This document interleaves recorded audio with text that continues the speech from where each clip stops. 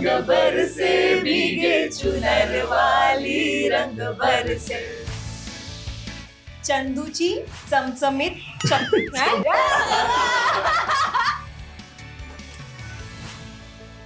खूप खूप खूप शुभेच्छा. मस्त दिवाळी खेळा, एकदम सेफ दिवाळी. हे बघ, असं भांग पेल्याने असं होतं. Hi hello welcome. मी तेजल चौकेकर खोत. लोकशाहीच्या रंगपंचमी विशेष कार्यक्रमात तुम्हा सगळ्यांचं मनापासून स्वागत करते. आज सगळीकडेच धुळवड साजरी होते आणि अशातच आपले मराठी कलाकार का मागे राहतील. आज लोकशाही सोबत धुळवड साजरी करण्यासाठी काही कलाकार आलेले आहेत.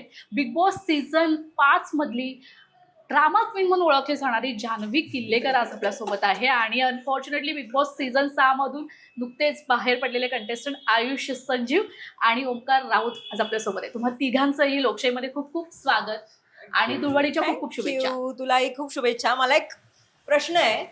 मला तू सांगितलंस व्हाईट साडी नेसून ये, आणि स्वतः मात्र इतकी सुंदर साडी नेसून बसलीस, ह्याला काय अर्थ आहे? ह्यामागे एक कारण आहे, तुला मी सांगते. खरं तर ही सुंदर म्हणजे मी सुद्धा सफेदच साडी ठरवली होती, पण एक सुंदर साडी ना मला रिसीव्ह झालेली आहे या व्हिडिओसाठी, या शूटसाठी. खरं तर साकोरी या ब्रँडकडून. आणि साकोरी हा जो ब्रँड आहे हा कल्याणला आहे आणि तिकडे युनिक साड्या असतात, डिझायनर साड्या असतात. म्हणजे काठपत्राच्या साड्या तर आपल्याला सगळीकडेच पाहायला मिळतात, पण असा डिझायनर युनिक आणि ब्रायडल साठीच्या साड्या, नऊवारी साड्या, सिल्क साड्या, ह्या सगळ्या ब्रँड, सगळ्या साड्यांचे डिझायनर आपल्याला कल्याण मधल्या साकोरी या शॉप मध्ये पाहायला मिळतील. आणि तुझ्यासाठी सुद्धा साकोरीने एक छान सुंदर साडी दिली आहे. अनफॉर्च्युनेटली तुझ्या दोघांसाठी नाहीये, तुम्ही लग्न करणे मग तुमच्या वाईफसाठी आम्ही नक्कीच साडी दिली.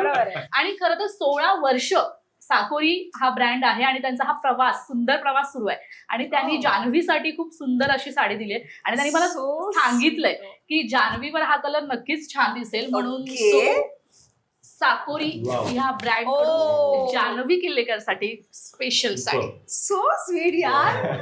Thank you so much Sakoli. Thanks a lot. आणि ही साडी तू नेसून नक्कीच आम्हाला त्याचं रिवर्ट देशील. 100% यार. इतकी सुंदर साडी. अरे हेवी किती आहे ऍक्च्युली. मला वाटतं आयुषला खूपच जास्त. अरे हे ब्रायडल वाटतंय मला हे सगळं. लग्न करावं लागेल. माझ्या मम्मीसाठी पण असं काहीतरी करू शकलं असतं. नक्कीच.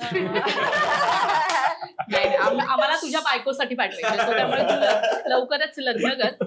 So sweet. Thank you Sakoli. Thanks a lot. आज छान सेटअप आहे. सेटअप पाहून तर तुम्हाला माहितीच आहे आपल्या धुळवड आपण साजरी करतोय. सो तुम्हाला तुमच्या लहानपणीची धुळवड आठवते का? रंगपंचमी आठवते का? कशी साजरी करत होता? काय आहे तुमच्यासाठी होळी स्पेशल?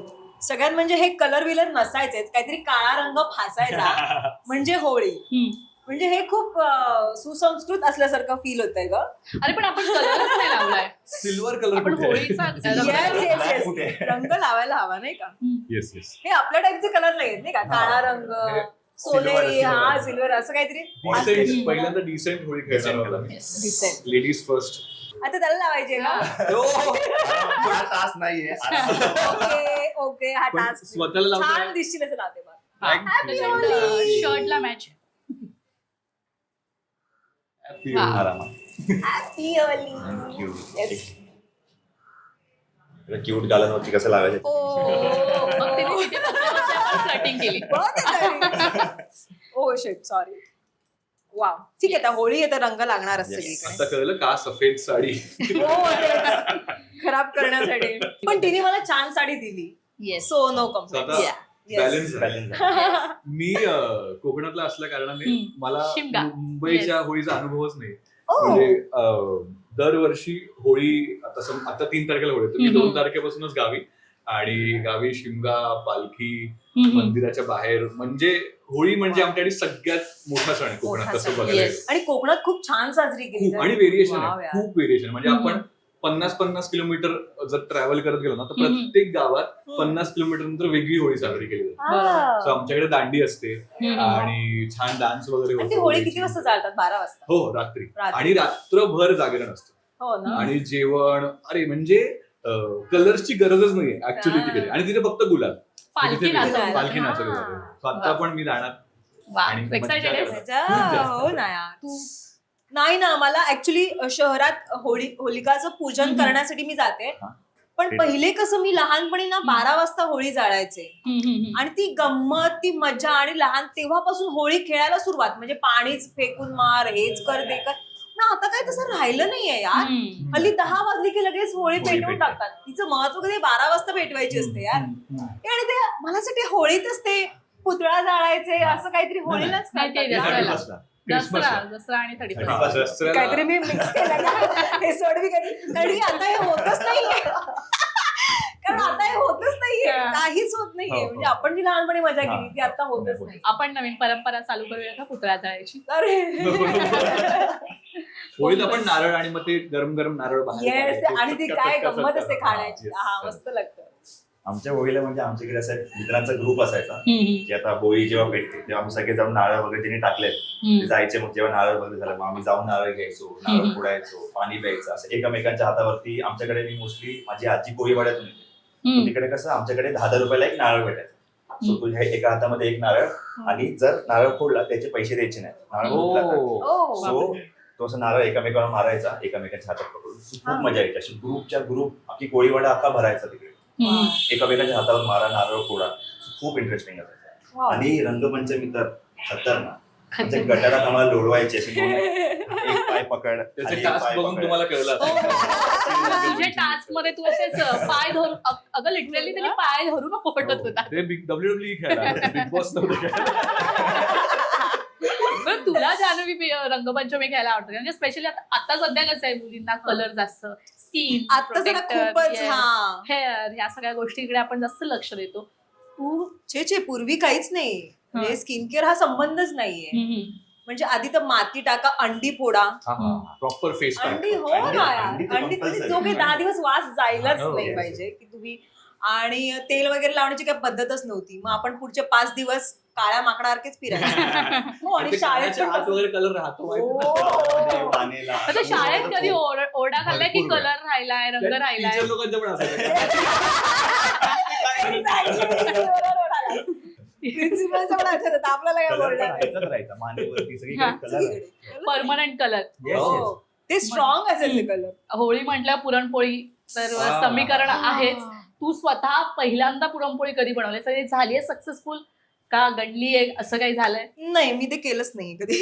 अपेक्षा असती मी का? केलं नाही. पहिल्यांदा कधी खाल्ली असं विचार. एक्झॅक्टली खाण्याचं विचारू शकतेस, बनवण्याचा माझा काही संबंध नाही.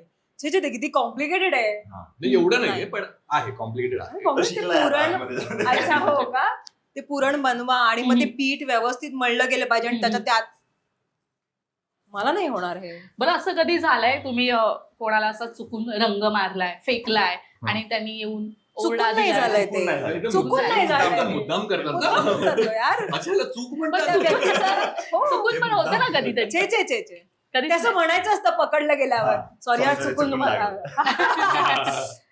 एक आपण टंग ट्विस्टर गेम खेळणार आहोत. सो आपण गेम खेळूया.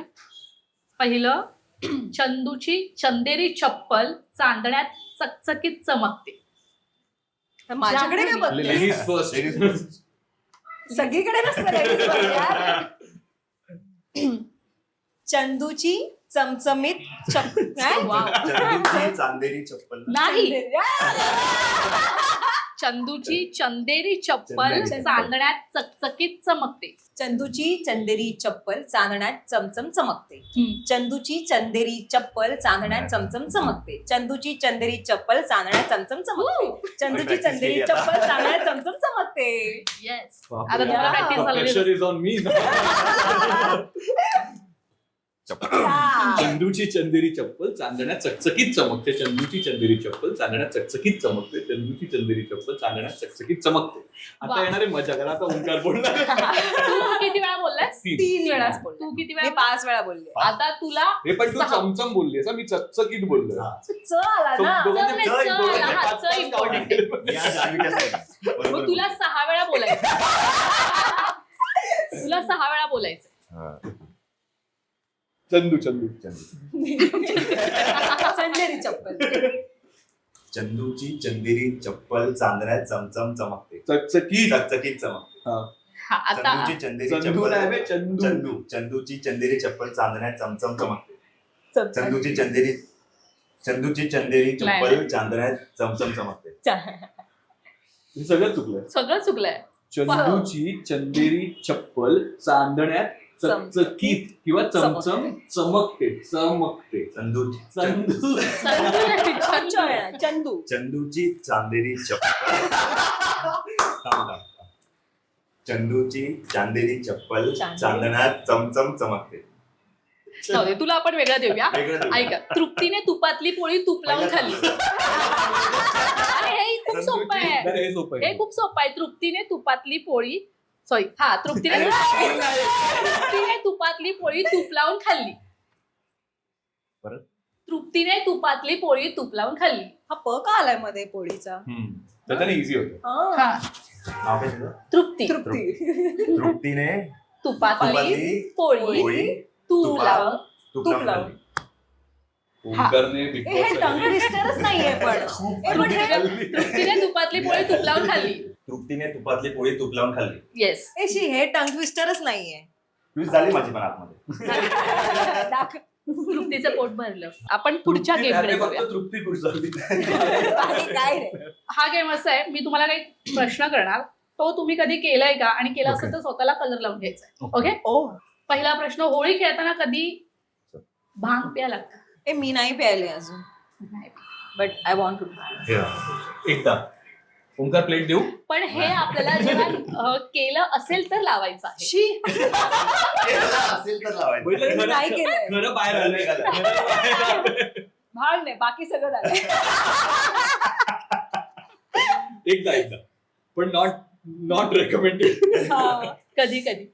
आणि काय काय काय मुवमेंट होती तेव्हा? गावीच म्हणजे माझ्या पप्पांचे मित्र होते, जे माझे पण मित्र आहे, आणि ती लोक ट्राय करत होते, आणि मी म्हटलं की काय प्रकार आहे हा, जर आपण पण ट्राय करूया. त्यांनी मला खूप वॉर्न केलं की हे बघ आयुष, नको, तुला या सगळ्याची सवय नाही, उगाच तुझा पूर्ण दिवस खराब जाईल. मी म्हटलं अरे यार तुम्ही एवढे, आणि हसत बोलतो, म्हटलं अरे तुम्ही एवढे खुश दिसता, माझा दिवस कसा खराब जाईल? आणि ते पण अरे नाही दिवस खराब जातो यार. मी म्हटलं नाही मला ट्राय करायचं. आणि मी एक पूर्ण ग्लास खूप फास्ट प्यायलो. सो पिणाऱ्यांसाठी माझं सजेशन आहे की हळूहळू प्या. अच्छा. हळूहळू. Suggestion पण आहे पिण्याचं. ओके. जर अनुभवाचे तुम्ही बोल. फास्ट प्यायला तर मग संपली होईल. त्याच्या पुढच्या 1 तासात आपण डायरेक्ट गायब होतो, आणि ओके. डायरेक्ट आपण 3-4 दिवसांनी नॉर्मल ओके, माणसं म्हणजे हळूहळू हळूहळू. सूप मारायचं. सिप लक्षात ठेवेन. मी लक्षात पिली ठेव. होती ती एवढी स्ट्रॉंग नव्हती, ती एका दिवसात उतरली. अच्छा. सॅड. ती ह्याच्यावाली गोळीवाली होती, टाळीमध्ये मला मिक्स करून दिली. हे कधी कोणावर अंडी फोडली आहेत का? जरा दुसरा तू कलर. फोडत होतास तुझ्या हातात अंडी असताना. हो, तेव्हा डाएटवर नव्हतो. स्ट्रेंज. हा तेव्हा ते अंडी फोडण्याचं आहे तर मला घेऊन लावायला पाहिजे. इतकी अंडी फोडली. तव्यात नाही हा, माणसांवर. माणसांवरती. कोणाला परमनंट कलर लावला आहे का? किती वेळ हो. करायचं? हो म्हणजे भरपूर. कोणाला? असे हे कुठे? Permanent color ने माझे पोळी मित्र सगळे हा, मग ते आमच्याकडे- होते काळे, त्यात अजून त्यांना काळं बनवलं. म्हणजे त्याचा कलर जायला खूप प्रॉब्लेम आमच्याकडे झाला. एवढीशी डिब्बी येते तर golden निघेल color. नाही निघेल तो आपला तो ती प्रश्नच open नाही. करायची आणि गोल्डन कलरची डिब्बी येते माहिती, सिल्वर सिल्वर ती काढायची अशी आणि जस्ट पाण्यात मिक्स करून कलर जातच नाही. हा नाही जात, आणि ते जाईल नाही ते बघून घेतील आपल्याला. कधी आपल्या क्रशला, म्हणजे तू तुझ्या क्रशला लग्न आधी म्हणा, तुम्ही आता क्रशला नाही असं काही लग्न झाल्यावर पण क्रश असू शकतात या. हा. कलर असू शकतात का नाही. लावण्यासाठी धडपड केली का, किंवा संधी मिळाली आहे? थोडी धडपड करायला थोडं इकडे जागा नाही. कमी आहे, आणि लावलं असतं मला.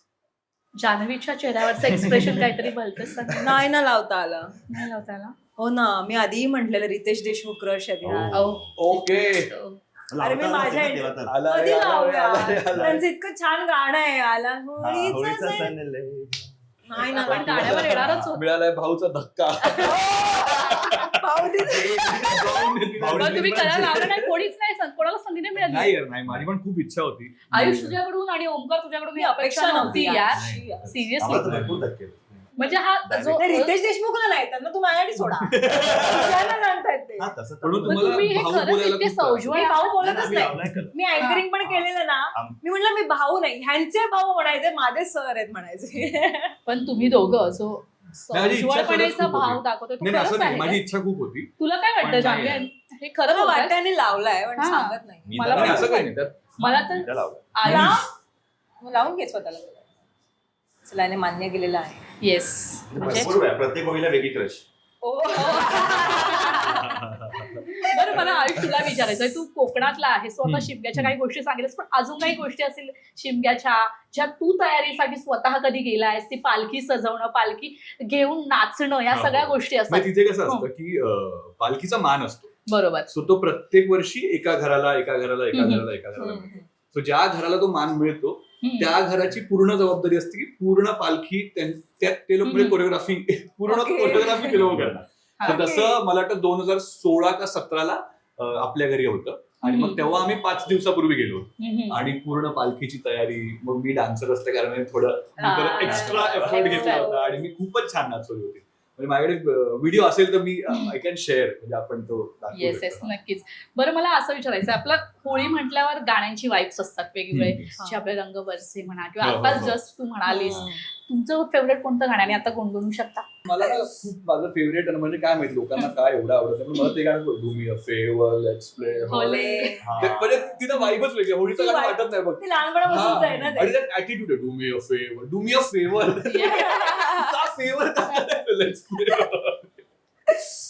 माझं फेवरेट गाणं नाही, कारण आमच्याकडे जी होळी असायची सगळे भान असं सगळं कळायचंच नाही कुठलं गाणं वाजतंय. सो फक्त गाणं वाजायचं काहीतरी, कलर उडवा काहीतरी करा, ते कळायचंच नाही कुठलं गाणं वाजतंय काय वाजतंय. बट असे फेवरेट भरपूर गाणे आहेत तसे, जसे ही होळी खूप छान गाणं, ते मला आवडतं. पण असं एक स्पेसिफिक कुठलं गाणं नाही की हे आवडतं मला होळीचं. आपण तिघही माखलोय आणि ही अशीच आहे, सो मला ते बरोबर नाही वाटत आहे. थोडं खूप छान नाही वाटत मला. हे बघ 1-2 कलर थोडे मिक्स असेल. आम्हाला ब्रेक मध्ये हे हॅपी होळी. मला पण लावायचं. नको आम्ही ऑलरेडी माखलो. आता जरा कशी फ्रेम परफेक्ट दिसतीये. येस क्या किया आहे. माझ्या शर्ट सारखी दिसते.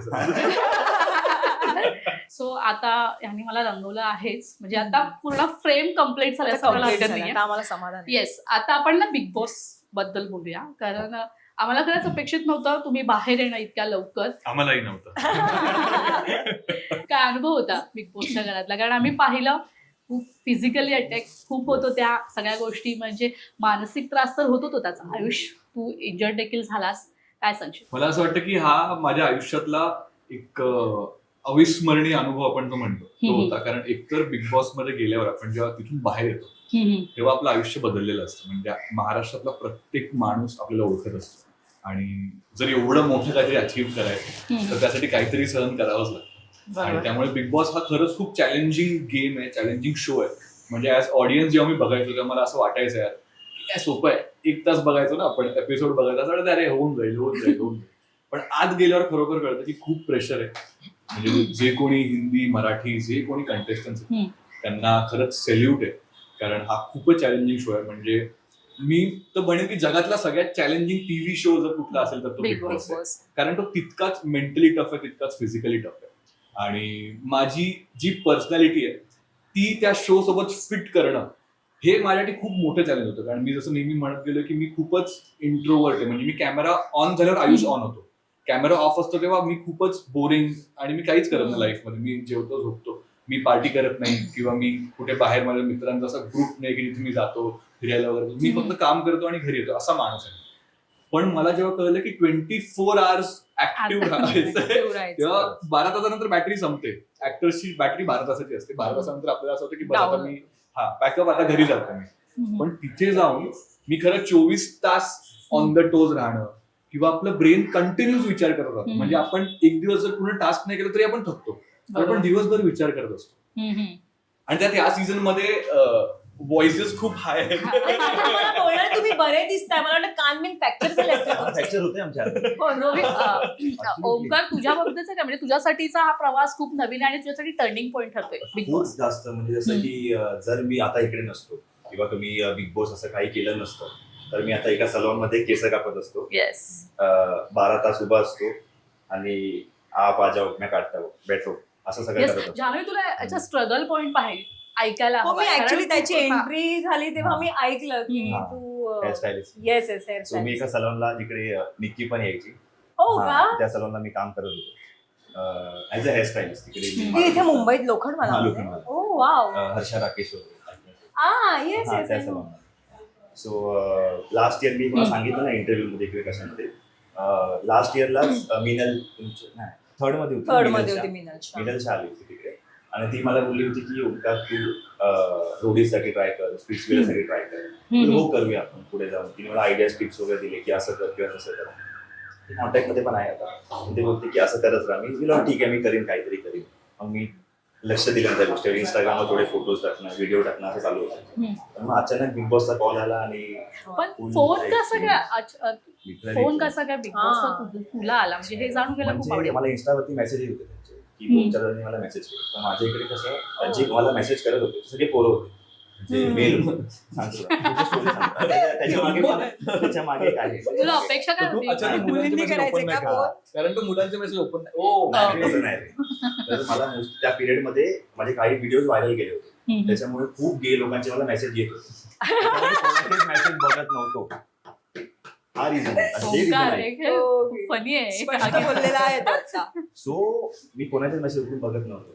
आणि माझा मित्र आहे, बेस्ट फ्रेंड आहे, त्याला कॉल केला की ओंकारला आमचं बोलायचं असं असं आहे. So तेव्हा मी रात्री 2 वाजता कॉन्टॅक्ट केला त्यांच्याशी. तेव्हा माझं डन झालं. पण या सगळ्यासाठी तू रेडी कसा झालास? म्हणजे आतमध्ये पाहिलंस तू सगळे सेलिब्रिटीज पण होते, इन्फ्लुएन्सर होते, या सगळ्यात तू स्वतःला टॅकल केलास आणि तू खेळलास. तू बिग बॉस मध्ये छान खेळलास. पण मी कधी प्रिपरेशन नाही केलं, कधी बिग बॉस बघितलं नव्हतं. यांचं जे बिग बॉस होतं ते मी रील्स मधून बघत होतो की काहीतरी तमाशे झाले किंवा कारण खूप चाललं त्यांचं बिग बॉस. तेव्हा तर तमाशे झाले. सो आपण स्क्रोल करता करता अरे काहीतरी येत आहे किंवा अरबाज होता किंवा हे लोक होते, खूप तमाशे करायचे. कोणाला फॉलो करत होतास तू बिग बॉस सीझन 5 मध्ये? तुझा फेवरेट कंटेस्टंट कोण होता? फेवरेट असं कोण नव्हतं. माझं अरे आता मी बाजूला बसले म्हणून अरे ना. ओमकार, बाजूला जान्हवी बसले तरी सुद्धा तो म्हणतो की कोण मी नाही. येतोय पुढे. नाही, त्याचं खरं. कोणीच नव्हतं. तो नाही, बोललाय तसा कोण नव्हता. पण बघितलं परत तो No formalities. असं फेवरेट तो अरबाजला फॉलो करत. फॉलो नव्हतं करत. तो फिजिकली खूप चांगला खेळत होता. हा, तुम्ही फार सिमिलर आहात म्हणजे मला पण तसं हाईट अँड ऑल तू चालायला मला असं अरबाजच आहे. मध्ये हो मला बऱ्याचदा असं झालं. सो त्याचे रील्स वगैरे खूप यायचे तेव्हा. फोड करायचा ते सगळे रील्स यायच्या. तसं माझ्यासारखे जे जिमचेच असायचे व्हिडिओज वगैरे मी रील्स बघतो ते. तो इंस्टाग्रामवर कपडे नाही घालत. हो. बाहेर निघाले कपडे घालतो. इंस्टाग्रामवर तो उघडत असतो. हा बोलतोय तो. हो, तो उघडत असतो इंस्टाग्राम. Accepted. सो मी रील्स फोल्ड करता म्हणजे याचे रील होते तेवढंच मी बघितलं होतं. जायच्या आधी पण मी 1-2 रील्स बघितले किंवा एक एपिसोड बघितला छोटासा आणि डायरेक्ट एंटर केला घरामध्ये. मला अभिजित पण आवडेल. मला काहीच माहित नव्हतं घरामध्ये.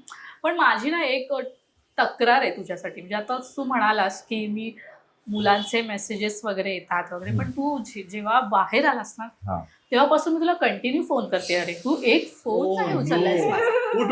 तुला माहिती एक फोन नाही उचललास. बापरे. हे का असं? म्हणजे तू कोणाचाच फोन उचलत नाहीस का? आणि फोन जास्त घेतच नाही पण त्याची.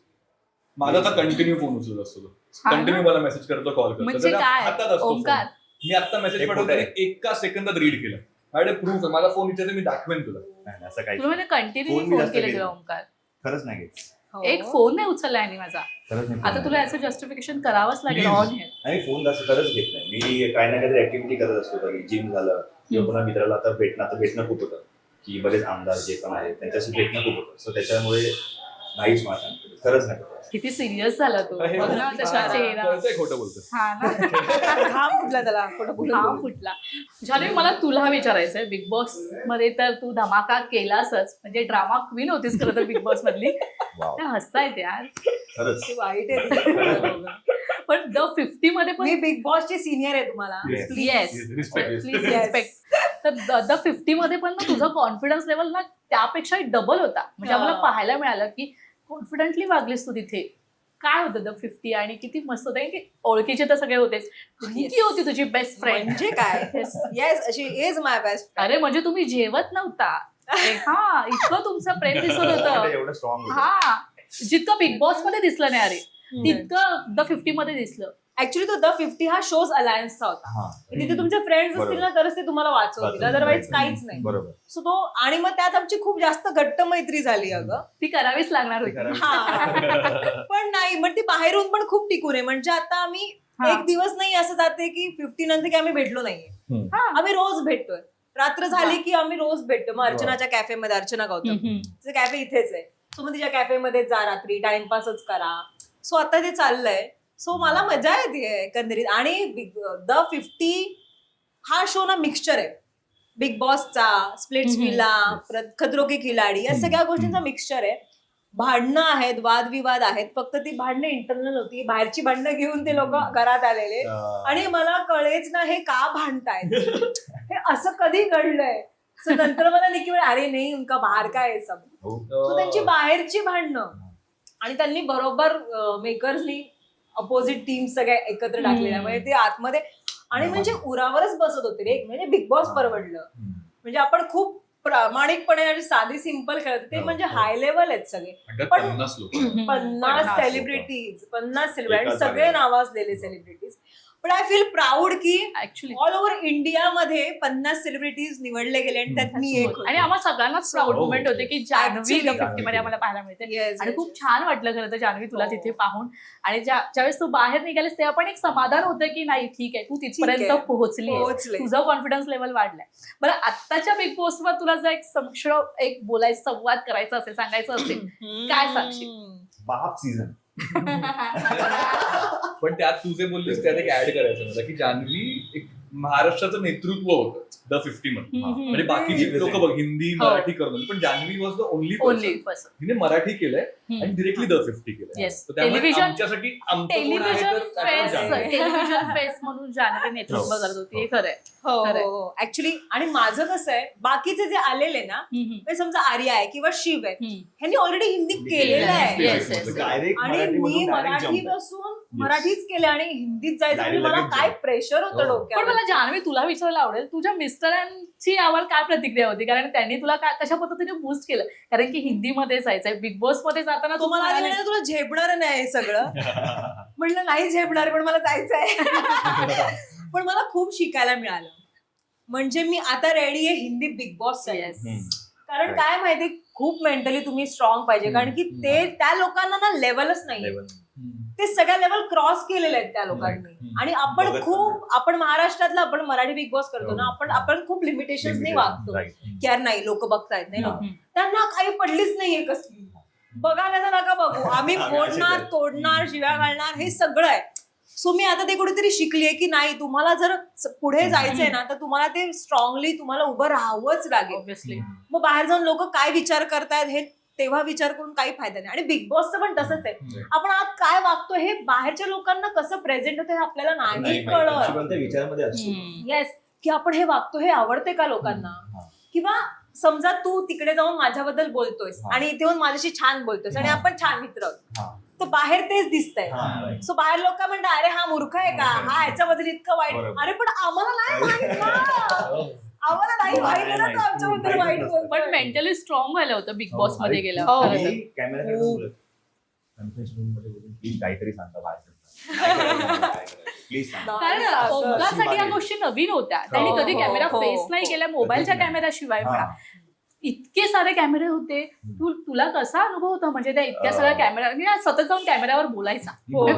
हा कॅमेरावर बोलायचं. रात्री पंजाब सगळे झोपले असायचे तेव्हा बाहेरून मी बघितलं की रात्रीचे 3 वाजता 4 वाजता 5 वाजता तेव्हा आम्हाला वाटायचं की 12 वाजले 1 वाजला असेल मे. आता आम्ही बघतो 4 साडेचार वाजता.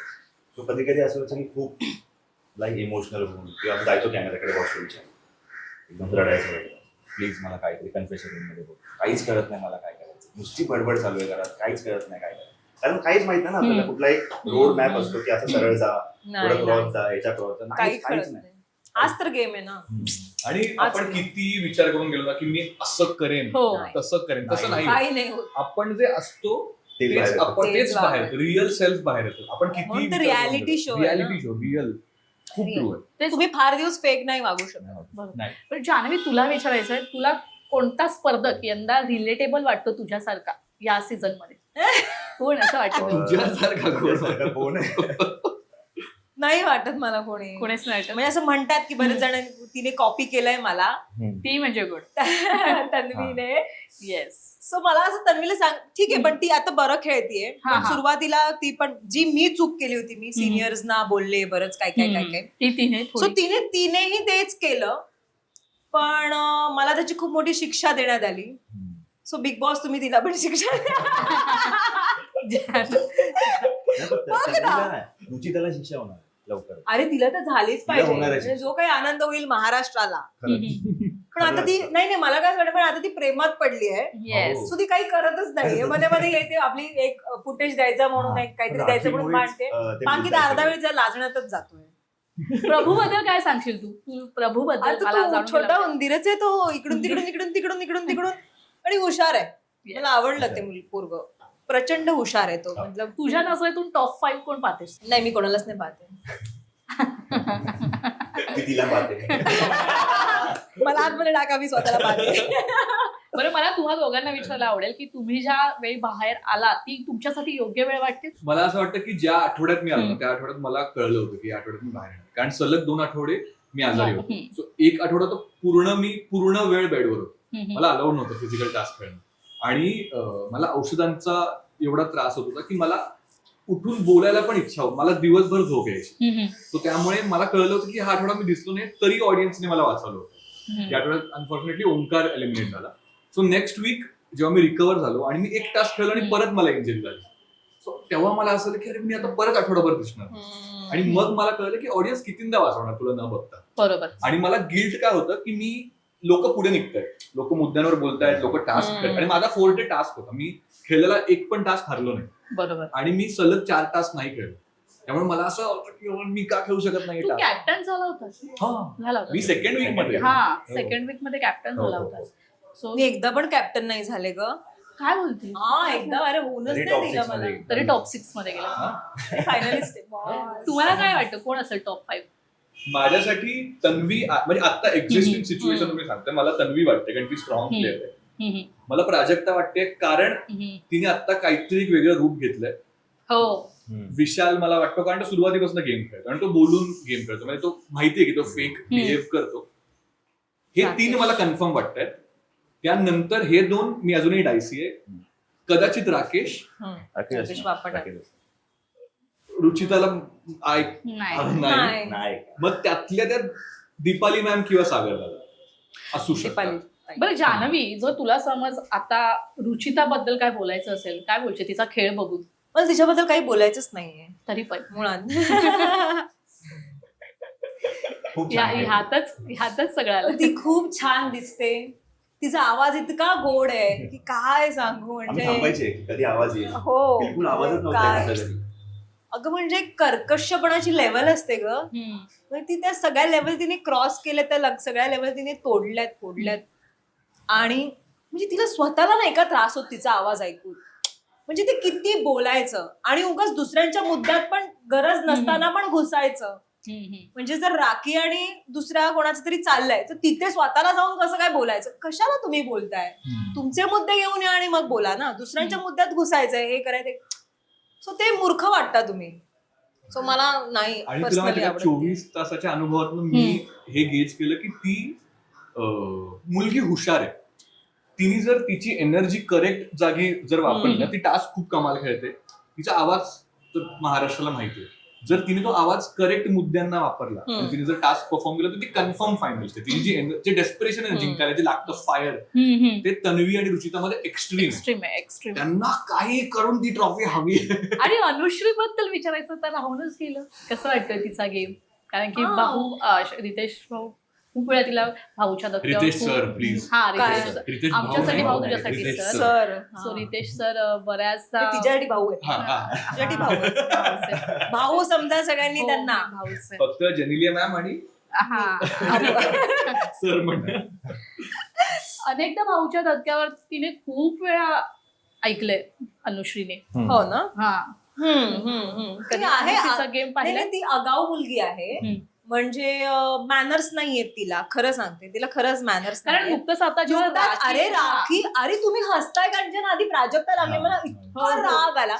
भले ती राखी कशीही असू, पण जर ती इमोशनल गोष्ट तिच्या आईबद्दल, सो तुम्हाला काही फिलिंग्स आहेत की नाही? आणि नंतर वरून ती 12ला एक्सप्लेन करते की नाही ग असं नव्हतं. कधी बिग बॉस ओरडला तेव्हा तिला रिअलाइज झालं की नाही बाहेरची जनता पण आपल्याला. मग ती स्वतःला खूप ट्रोल झाली या गोष्टी. Very bad. नाही ती डिझर्विंग नाहीये. फायनलिस्ट तर ती शक्यच नाही. गेम प्लॅन क्लिअर आहे की घरचे 9 बोलतायत तर हे 6 आहे. बरोबर. Clear game plan. ती सगळं पाहून आली आणि ती जरा तिलाच वाटतं की आपण बिग बॉस हा गेम कधी तुम्ही बाहेरून ठरवून नाही येऊ शकत. तिथे तुमचे गेम पलटतात सगळे. सगळे गेम सो तिने त्या भ्रमात राहू नये. पण तरी मला तुम्हाला विचारायचं तिघांना तिघांचं जर एकमत होत असेल तर ट्रॉफी कोणाच्या हातात एकमत जाईल? होणं खूप एक मत कठीण आहे. नाही भाऊ ट्रॉफी एकमत कोणाच्या कधीच हातात नाही. जाईल असं वाटतं तुम्हाला? माझी सगळ्यात जवळची मैत्रीण जी आता एक्झिस्टिंग आहे त्यात प्राजक्ता आहे. So मला खूप इच्छा आहे की प्राजक्ताने जिंकावी, पण मला असं वाटतं की तन्वी जिंकू शकते ओके. असं मला वाटतंय. ओंकार, स्माइल करायची गरज नाही यावर. तन्वी आणि हा मला ते विचारायचं राहूनच गेलं की तन्वी वाईट मध्ये निवडेल तन्वी कशी नाही आली तन्वी आणि आयुष जे काही समीकरण जुळलं गेलं होतं आतमध्ये ते आम्ही पाहिलं, जे रितेश सरांनी सुद्धा पाहिलं हो, होतं. हो. काय चालू होतं घरात? काही नाही, आमची वी आर जस्ट काही नाही, असं काही नव्हतं. आणि म्हणजे काय नाही, आमची छान मैत्री होती, पण एका पॉइंटला मला हे जाणवलं की तिची जी इंटेन्सिटी आहे मैत्रीची ती खूप जास्त आहे आणि माझी तितकी नाही. कारण तिचा प्रॉब्लेम काय झाला, तिचा जी टोळी सोबत तिची आधी फ्रेंडशिप होती हा, ती हा. वर्क नाही झाली, टोळी. त्यामुळे तिच्याकडे फक्त मी होतो मैत्रीची इंटेन्सिटी देणं किंवा बोलण्यासाठी गोष्टी. आणि माझ्याकडे माझी मित्र होती ऑलरेडी. माझ्याकडे करण होता, प्राजक्ता होती, सचिनजी होते, ओंकार, तरी तुझं आणि तन्वीकडे जायचं होतं. तरी माझी इंटेन्सिटी कमी होती कारण मी सगळ्यांशी बोलतोय, ह्या माझ्या 4-5 लोकांशी मी बोलतोय. पण आम्हाला तुझा जास्त बॉन्ड तन्वी बरोबरच पाहायला मिळाला. ओंकारला विचार. तो तुम्हाला पाहायला मिळाला, पण मी जास्त वेळ ती येऊन बोलायची की तू माझ्यासोबत बोलत नाही, विचार ह्याच्याकडे कंप्लेंट नव्हता बोलत तिच्याशी. काही थोडा एक वीक पर्यंत तो बोलला थोडाफार, नंतर तो चुपच झाला, नंतर तो बोलतच नव्हता. कॅप्टन झाल्यावरती तर बोललाच अरे नाही. कारण कॅप्टन खूप काम असतं यार, खूप काम, खूप. आणि त्यात मी दुसरा कॅप्टन होतो तेव्हा ना पूर्ण आपल्याला घराचा सेटअप करावा लागतो, म्हणजे ड्युटीज वगैरे. तो प्राजक्तानी एका पॉइंट पर्यंत आणून ठेवलं होतं, मग तिथून पुढे मी नेलं. तो पहिले 2-3 कॅप्टन असतात ना, ते प्रॉपर सेटअप, म्हणजे ते लॉ बनवल्यासारखं आहे तिकडे, तो सेटअप बन. आणि मग आता कॅप्टन होऊन काही तोंडावर पाणी फेका, हे करा ते करा सुरू आहे. आता लिमिट क्रॉस. आता ड्युटी हे सेट झालं. आतमधलेच वेगळे रूल बनतात की तुम्ही हे नाही करू शकत, तुम्ही ते नाही करू शकत. आतल्या आतच वेगळे रूल. रुचिता अक्षरशः थू वगैरे असं सगळं ते करते खूप यार. झालं. वाईट आहे ते. हे खूप वाईट आहे. सिनियर्स आहेत ते. आणि मला विचारशील तर ऍज पर माय एक्सपिरियन्स मला असं वाटतं राकेश बापट जिंकू शकतो. Right. मला पण वाटतं. मला बाकी माझा प्रॉब्लेम काय आहे राकेश सरांना, गेम वाईज ही पर्सनॅलिटी Game स्विच wise. खूप मेजर Yes. स्विच आहे. हम्म. म्हणजे सुरुवातीला 3 आठवडे तर राकेश बापटचे होते, ही पर्सनॅलिटीची होती. प्रत्येक गेम पूर्ण कसा करायचा ह्या मागे रुचिताने खराब केलं तर ओरडायचे की भाई रुचिता गेम कम्प्लीट का करू देत नाहीये. आणि अचानक 4th वीक पासून सेम मॅन रुचिता सारखं वागायला लागले. प्रत्येक गेम खराब केला. कॅप्टन्सी टास्क मध्ये गाजर वर फेकून दिला, म्हणजे गेम रद्द. कॅप्टन 2दा कॅप्टन नसताना माझ्या वेळेस पण वोट नाही दिलं कॅप्टन दिलं, तरी मी कॅप्टन झालो कारण मेजॉरिटी होती. करणच्या वेळेस पण वोट नाही दिलं, कॅप्टन नाही झाला घराचा. त्यामुळे मग खरा कुठला, पहिला का दुसरा, हा एक प्रॉब्लेम आहे. प्लेअर अमेझिंग, ओके, ह्युमन मला प्रॉब्लेम आहे. पण जान्हवी, एक गोष्ट खूप छान झाली, म्हणजे बिग बॉस सीझन 5 मध्ये ज्या पद्धतीने तुम्ही एकत्र मैत्री केली, ती मैत्री तुम्ही शेवटपर्यंत जपली, अजूनही बाहेर आल्यानंतर. म्हणजे सूरजच्या लग्नात तुझी काय वावरलीस, खरंच असं वाटत होतं त्याची बहीण आहे, बहीण. सख्खी बहीण आहे आणि इतकी वावरलीस. कसा अनुभव होता तो तिथला? अरे खूप मजा आली, खूप मजा आली. म्हणजे मी मेहंदी पासून होते, हो. मग साखरपुडा, हळद, लग्न, आणि प्रत्येक गोष्टीला मी डिझायनर ठेवलेले. साखरपुड्याला पण डिझायनर, मग हळदीला, मग लग्नाला वेगळी डिझायनर. आणि अगं एकाच दिवशी होतं, आधी सकाळी साखरपुडा, लगेच हळद. माझी किती घाई ना चेंज करायची, बाप रे. आणि लुक पण परत चेंज करायचा आहे. परत संध्याकाळी हळद झाल्यावर लगेच ती हळद, आणि एक तर फासलेली मला सगळ्यांनी हळद. ते हळद पुसून मला परत रिसेप्शन जायचं, लग्नाचा मेकअप करा. पण मला खूप मजा आली, मी खूप एन्जॉय केला आणि मनापासून सगळ्या विधी केल्या, सगळ्या विधी. म्हणजे मुलीकडच्या पण मीच केल्या. प्रत्येक रील्स वरती जान्हवी दिसते जान्हवी. मागे. मग पण ते पुढे खूप सूरज छान मागे वाटलं जान्हवी. आम्हाला की किती इतकी छान बॉन्डिंग अगं नाही, होती. कारण काय होतं माहितीये, हा. मी सगळीकडे तिथे होते. मी असं काही वागले नाही की मी सेलिब्रिटी आहे, मी हा. बसून हो. राहणार, मला 4 बॉडीगार्ड द्या. मी काही केलं नाही. मग मुलीकडच्यांनी काय केलं, आमच्या विधी पण तुम्हीच करा. कारण की काय, अगं 100 कॅमेरे त्या लोकांच्या समोर लावले. ती लोक घाबरतात यायला, गावातले लोक ते इतके फ्री नसतात ना. मग ते पंडित त्यांचे सगळे विधीच्या वेळी गायब लोक ऑन टाइम. मग ताई तुम्हीच बसा, जान्हवी ताई तुम्हीच बसा. मग मुलासाठी पण मीच बसतेय, मुलीच्या विधी पण मीच बसतेय. पण मी एन्जॉय केलं. पण ते खूप छान, ऍक्च्युली ते लक असतं या सगळ्या हा, गोष्टी खरंच. मिळवणं आणि हो, हो. लोकांचं प्रेम. आणि हे तुला माहिती आहे उदाहरण, बिग बॉस सगळ्यांना वाटतं की हा भांडणांचा हा. किंवा हा मारामारी करण्याचा गेम आहे. हा बिग बॉस हा नात्यांचा शो. बरं, मग तुला आता त्यात सगळेच इमोशन्स शिकतो आपण. हो यार. सगळेच इमोशन्स आहेत यार. आणि ही नाती बघ आयुष्यभर टिकतात. तुम्हाला आपण आता सगळ्यात महिना, जास्त महिना. बाहेर आला कोणाला पहिल्यांदा भेटायची इच्छा आहे? बिग बॉस संपल्यानंतर? आत्ता तर आत्ता. प्राजक्ता. मी सचिनजींना भेटायची खूप इच्छा होती, ते आलेच. हा, मग तू भेटू शकतोस आता. भेटलो मी भेटलास? त्यांना भेटलो, कालच भेटलो. तुला सचिनजींनाच भेटायचं, त्यांना भेटलोच नाही. काल पण मी याला बोललो की सचिनजी कुठे आहेत, बोलले गेले. ओके. बरं, आता शेवटचा प्रश्न, तुमची पुढची बकेट लिस्ट काय? म्हणजे खरंच तू विचारला असा प्रश्न, पण खरंच बिग बॉस आयुष्य बदलतं. म्हणजे एवढी वर्ष आपण ज्या गोष्टींना किंवा जे टार्गेट्स आपण काम करतो ना, मी 1.5 महिना होतो फक्त घरी. त्या 1.5 महिन्यात जेव्हा बाहेर आलो तेव्हा त्यातल्या 50% गोष्टी अशाच घडत चालल्यात माझ्यासोबत. म्हणजे आता मी ऑफिशियली सांगू शकत नाही, पण म्हणजे माझी खूप इच्छा होती यार की मला येऊन फिल्म करायच्या.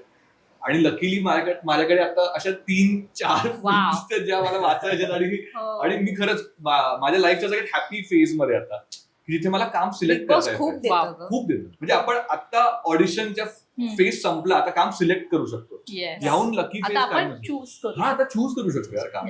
ओंकार, माझ्यासाठी तर खूप चेंजिंग, खूप म्हणजे बोलतात ना, जे लोक मला इग्नोर करून जायचे रोडवरती, ते पण आज लाईनीमध्ये फोटो, म्हणजे जेव्हा मी आलो तेव्हा सगळे फोटो काढायला येत होते, बऱ्याचशा गोष्टी. दुसरा सूरज चव्हाण निघाला ना. खरंच.